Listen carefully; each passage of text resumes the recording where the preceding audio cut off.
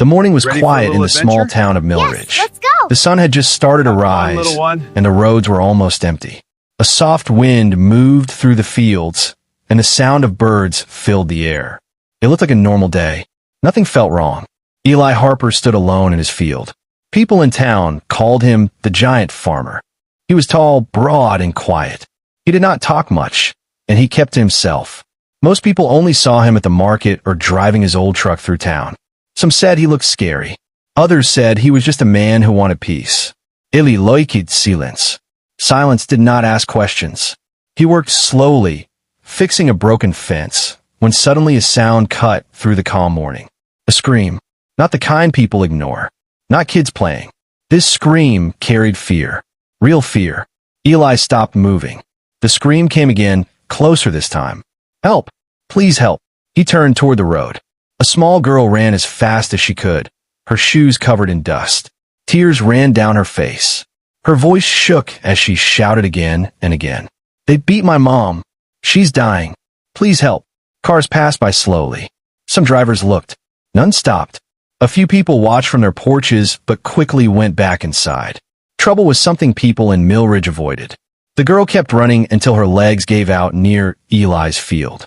She fell to her knees, breathing hard, crying so much she could barely speak. Eli walked toward her slowly. He noticed her small hands shaking. There was dirt on her clothes and something darker. Blood. His chest tightened. The girl looked up at him with wide, scared eyes. For a moment, she seemed unsure. Eli was huge, silent, and unfamiliar. But fear pushed her forward. Please, she whispered, grabbing his shirt. They hurt her bad. She won't wake up. Eli did not answer right away. His mind told him to stay out of it. Trouble always brought more trouble. He had learned that the hard way years ago. Since then, he stayed quiet, stayed alone. But the girl's hands would not let go. And then he remembered another voice from his past. Another moment when he had waited too long. He looked down at the blood again. This was not something he could ignore. Show me, Eli said quietly. The girl nodded quickly and stood up, pulling him toward the road. She ran ahead, looking back every few seconds to make sure he was still there. Eli followed, his long steps closing the distance easily. As they moved through the neighborhood, doors closed. Curtains shifted. People watched but said nothing. The silence felt heavy, like everyone already knew something bad had happened. The girl stopped in front of a small house at the end of the street. The front door hung half open. One window was broken. Eli felt something cold settle in his stomach. The girl's voice became small again. They were still inside when I ran. Eli stepped closer to the door. The house was quiet now. Too quiet. No voices. No movement. Just the sound of the wind pushing the door back and forth. He pushed it open slowly. The smell inside told him everything was wrong. The living room was a mess. Furniture turned over. Glass on the floor. And near the hallway, a woman lay motionless. The girl cried out and ran toward her mother. Eli's eyes moved around the room carefully. Something felt unfinished. Like whoever did this had not gone far. Then he heard it.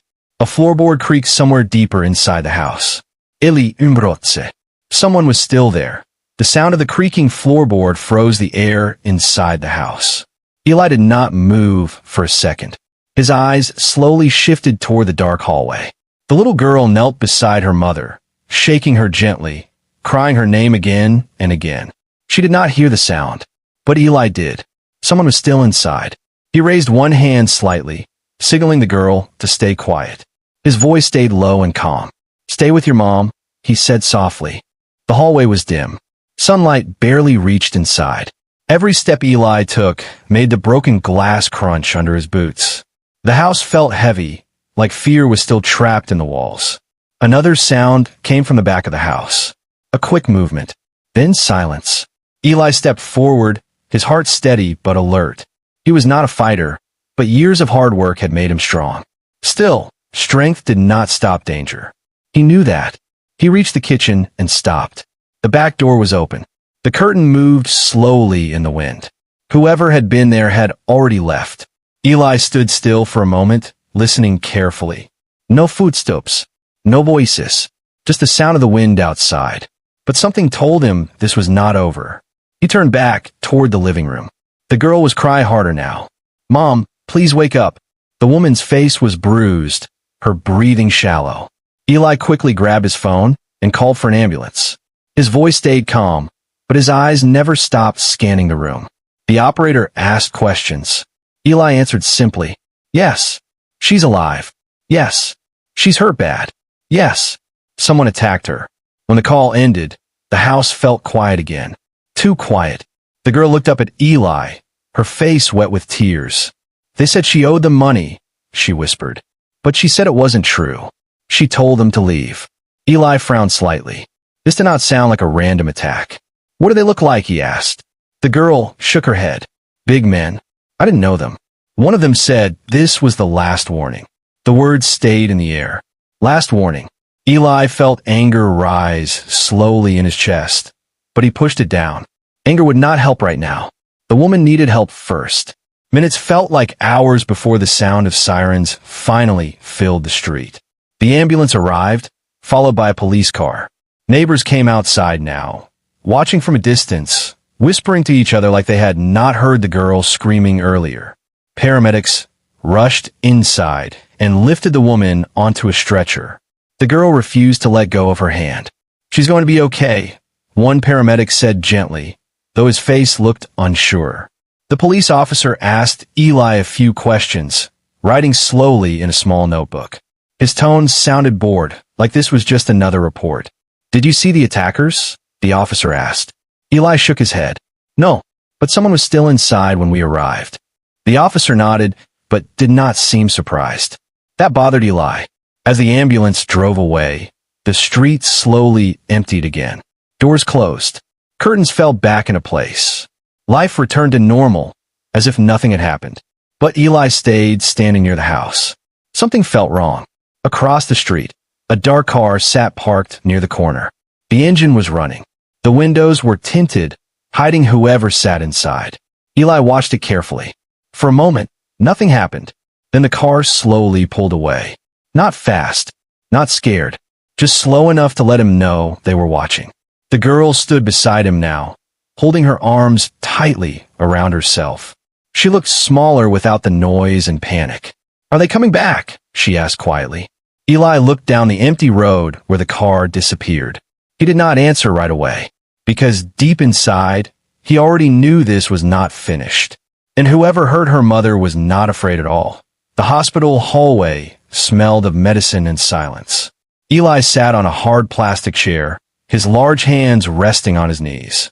The little girl sat beside him, her feet not even touching the floor. She had stopped crying hours ago, but her eyes were still red and tired. Every time a doctor walked past, she looked up quickly, hoping for news. Her name was Maya. Eli had learned that while filling out forms the nurses gave him, there was no one else to call.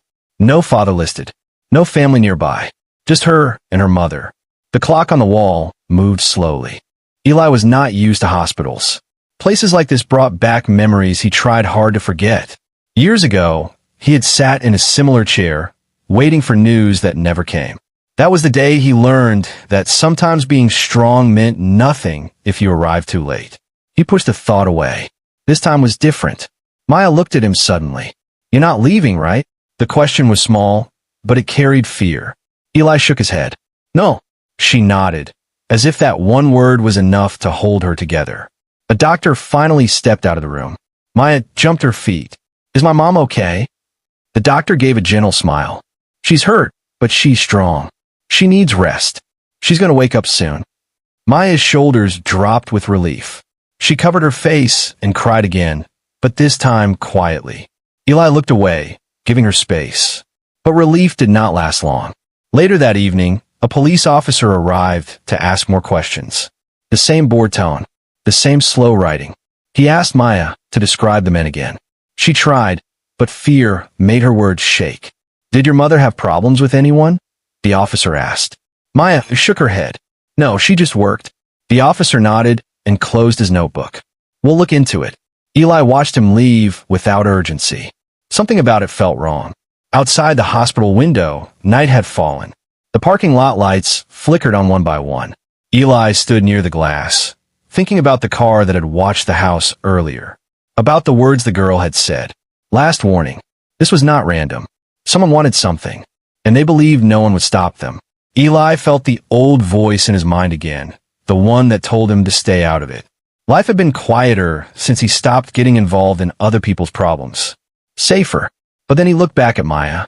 She had fallen asleep in the chair, her head leaning against the wall. She looked small, alone. He remembered another night, another person who had needed help, and how fear had made him walk away. That regret had never left him. Not this time. The next morning, Eli drove back to the house to pick up some clothes for Maya. The street looked normal again. Too normal. As if violence could disappear overnight. He noticed neighbors watching him from behind curtains. No one came outside. Inside, the house still felt broken. The mess remained untouched. Eli moved carefully, gathering a small bag of clothes from Maya's room. On the kitchen table, he noticed papers scattered across the surface. Letters. Final notices. Property offers. Someone had been trying to buy the house and land for months. Ilias Jov Teutenet. This was never about money owed. As he stepped outside, something caught his attention. A piece of paper stuck under his truck's windshield wiper. He pulled it free and unfolded it slowly. The message was short. Stay out of this if you know what's good for you. Eli looked around the empty street. No one in sight. Just quiet houses and closed doors. For most people, the message would have worked. For most people, fear would have been enough. But Eli folded the paper calmly and placed it in his pocket, because now he understood something clearly. Whoever hurt Maya's mother thought no one would stand up for them. They were wrong. And for the first time in years, Eli decided he was not walking away. The hospital room was quiet except for the slow beeping of machines. Morning light slipped through the window, touching the edge of the bed where Maya's mother lay resting. Her face was still bruised, her arm wrapped in bandages, but her breathing was steady now. Maya sat close beside her, holding her hand as if letting go would make everything disappear again. Eli stood near the door, giving them space. He was not family, yet somehow he had become part of this moment. After a long silence, the woman's eyes slowly opened. "Mama," Maya whispered, her voice breaking. Her mother smiled weakly. "Hey, baby." Relief filled the room. Maya hugged her carefully, trying not to hurt her. Tears fell again, but this time they were mixed with hope. The doctor said she should not talk much, but after a while, her eyes moved toward Eli. "You help her," she said softly. Eli nodded once. She was brave enough to ask. The woman looked down for a moment, as if deciding something. Then she spoke again, her voice low. "They didn't come for money. Eli stipted closer, listening. They wanted the house," she continued. "The land, too. They've been asking for months. Offering money, then threatening when I said no." Maya looked confused. "What?" Her mother sighed. "Because this land sits between two big properties. Someone wants to build here. They think I'm easy to scare. Ilias Jov Teutenet." Now everything made sense. The broken door. The warning. The car watching from the street. This was planned. "Did you tell the police?" Eli asked. She gave a tired smile. "I tried. They said it was probably just a disagreement." The words hung heavy in the room. A disagreement did not leave someone half unconscious on the floor. Maya looked at Eli, fear returning to her eyes. "They'll come back, won't they?" Eli did not answer immediately. He hated making promises he could not keep. But he also knew fear grows stronger when no one stands against it. "They won't touch you again," he said finally, his voice calm but firm. That afternoon, Eli drove back to his farm. The fields looked the same as always, peaceful and quiet. But inside him, something had changed. The warning note in his pocket felt heavier now. He understood what was happening. Someone powerful believed they could push people out without consequences. And until now, they had been right. As evening fell, Eli worked in his barn, trying to clear his mind. The smell of hay and wood usually helped him think. But tonight, the silence felt different. Unsettled. Then he smelled smoke. At first, it was faint, easy to miss. Then came the sound. Animals moving nervously, metal rattling. Eli turned sharply. Orange light flickered through the barn walls. Fire. Flames crawled up the side of the building, spreading fast. Someone had poured fuel. This was no accident. Eli rushed forward, breaking open the gates, guiding the animals outside one by one. Heat burned against his skin as smoke filled the air. The fire grew louder, hungry, violent. By the time he stepped out, coughing, half the barn was already lost. Neighbors gathered at a distance again, watching the flames rise into the night sky. Some whispered, some shook their heads, but no one stepped forward. Eli stood there, chest rising and falling, watching years of work burn. A message, clear and simple: stay out of this. Fire trucks arrived too late to save the barn. Water hissed against the flames as darkness settled around the farm. One firefighter walked up to Eli. Looks like someone wanted to send a warning. Eli said nothing. His eyes stayed on the fire until only smoke remained. Whoever started this believed fear would stop him. They believed he would step back now. But as the last flames died, Eli felt something else rise inside him. Not anger, not fear. Decision. Because now it was no longer just about Maya and her mother. Someone had crossed a line, and the giant farmer was done staying silent. The fire left more than ashes behind. By morning, the barn stood half black and broken, smoke still rising from the burned wood. The smell of fire hung in the cold air. Eli walked slowly through the remains, checking the damage. Years of work gone in one night. Most people would have seen defeat. Eli saw proof. This was never just a warning anymore. Someone wanted him afraid enough to stop helping Maya and her mother. Someone believed he would step back now. They did not understand him. Across the road, a few neighbors watched quietly. Some looked sorry. Others looked nervous, like they knew more than they wanted to say. But still, no one came forward. Silence again. Eli wiped ash from his hands and walked back to his truck. Inside, the folded warning note still sat on the dashboard. He stared at it for a moment, then closed his fist around it. Fear only worked when people stood alone. So he decided he wouldn't stand alone anymore. Later that day, Eli visited the hospital. Maya ran to him the moment she saw him. Her face brightened for the first time since the attack. "You came back," she said. Eli gave a small nod. "Always said I would." Her mother looked stronger now, sitting up in bed, but worry still filled her eyes when she heard about the fire. "They're trying to scare you away too," she said quietly. Then they're making a mistake. For the first time, she smiled slightly. That evening, Eli made a call to someone he had not spoken to in years, Daniel Brooks, an old friend who used to work in construction before leaving town. Daniel knew land deals, contracts, and the kind of people who pushed others around quietly. When Daniel arrived at the farm, he looked at the burn barn and shook his head. "This isn't random," he said. "Someone wants that land bad." They went through the papers Eli had taken from Maya's house. Offers that increased every month. Letters that became more aggressive. One company name appeared again and again. A development group buying land across the town's edge. Daniel frowned. These guys don't like hearing no. Eli leaned back in his chair. Then maybe it's time they hear it louder. Over the next few days, things began to change slowly. Word about the fire spread through town. People started talking quietly. Some remembered being pressured to sell their own land before. Others admitted they were afraid to speak. One by one, small pieces of truth surfaced. Eli listened more than he spoke. Meanwhile, Maya visited the farm after school. She helped feed the animals that survived the fire. For the first time in days, she laughed again.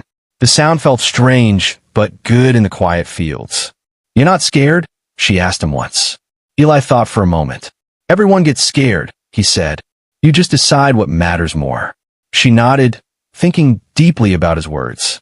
But peace did not last long. One evening, Daniel arrived with new information. His face looked serious. "You need to see this." He placed printed documents on the table. Property maps, ownership records, names connected through different companies. Eli studied them carefully. Then he saw it. A name everyone in town respected. A man known for charity events and public speeches. Someone people trusted. The same name connected to the company trying to buy Maya's land. Eli's expression hardened. This was bigger than he thought. "They'll never believe it," Daniel said quietly. "Not without proof." Eli folded the papers slowly. Outside, the sun was setting, casting long shadows across the field. The town looked peaceful from a distance.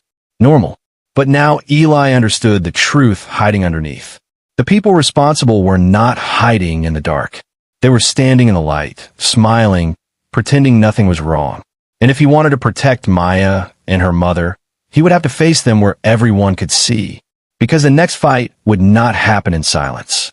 It would happen in front of the whole town. The town hall had never been this full. People filled every chair, stood along the walls, and crowded near the doors. Voices mixed together in low whispers. Everyone had heard about the fire. Everyone had heard rumors.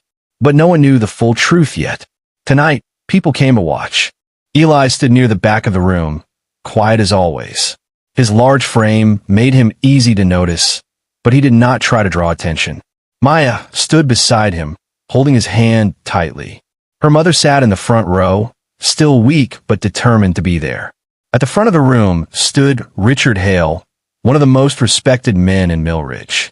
He smiled easily, shaking hands, speaking calmly with town officials. He had donated money to schools, helped organize events, and always spoke about community and progress. No one wanted to believe he could be involved in something ugly. That was why he had never been questioned. The meeting began with normal discussions, road repairs, budgets, future plans. But tension filled the air. Everyone knew something else was coming. Finally, Daniel stepped forward and spoke first. He explained the land purchases, the pressure on homeowners, the sudden increase in offers. Some people shifted uncomfortably in their seats. A few nodded slowly, recognizing their own experiences.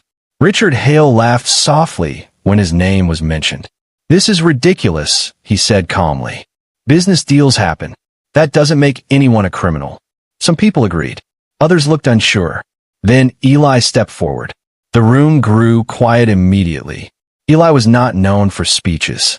He rarely spoke in public. But when he did, people listened. He placed the documents on the table in front of everyone. Property records, company connections, dates matching the threats Maya's mother had received. "I'm not here to argue," Eli said simply. "I'm here because someone got hurt." His voice was calm, but heavy. Maya's mother slowly stood up. Her hands trembled, but her voice did not. "They told me to sell or things would get worse," she said. I said no. The room filled with murmurs. Richard's smile faded slightly. "You have no proof I ordered anything."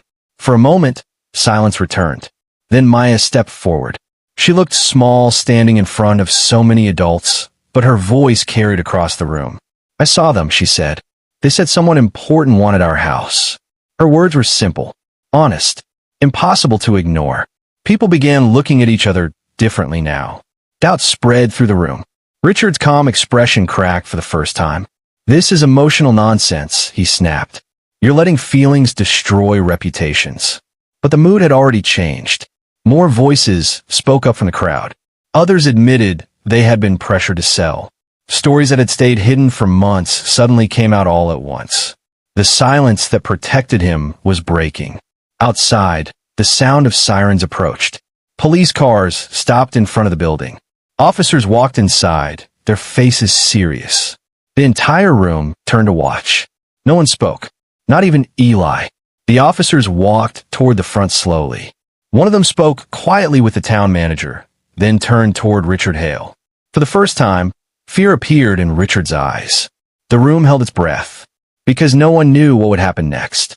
Would the police protect the powerful man everyone trusted, or would they finally listen to the people who had been ignored? Maya looked up at Eli, her hand still gripping his. "Is it over?" she whispered. Eli watched as the officers stepped closer. He shook his head slightly. Not yet, because the truth had finally come into the open. And once everyone was watching, there was no hiding anymore. The town hall felt smaller as the police officers moved forward. No one spoke. Chairs creaked softly as people shifted, trying to see what would happen next. The air was heavy with tension.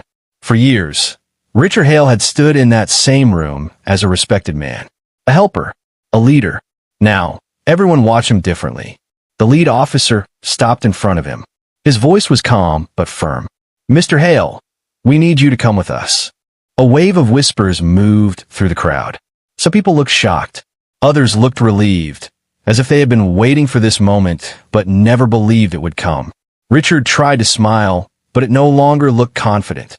"This is a misunderstanding," he said quickly. "You can't arrest someone based on stories." The officer held up a folder. "We have statements, property records, and security footage from the night of the attack." The room fell silent again. Richard's face lost its color. For the first time, he looked like a man who understood he had lost control. As the officers placed handcuffs on him, Maya squeezed Eli's hand tighter. She watched without blinking, as if afraid the moment might disappear. People stepped aside as Richard was led out of the room. The same people who once praised him now avoided his eyes. The truth had changed everything. When the doors closed behind the police, the silence slowly turned into quiet conversation. Some people apologized to Maya's mother. Others admitted they should have spoken earlier. But Eli stayed where he was. He did not feel victory, only relief. Later that evening, the sun began to set over the fields again. The town looked peaceful, almost unchanged. But something inside it had shifted. Maya and her mother stood outside Eli's farm, watching workers begin repairing the burn barn.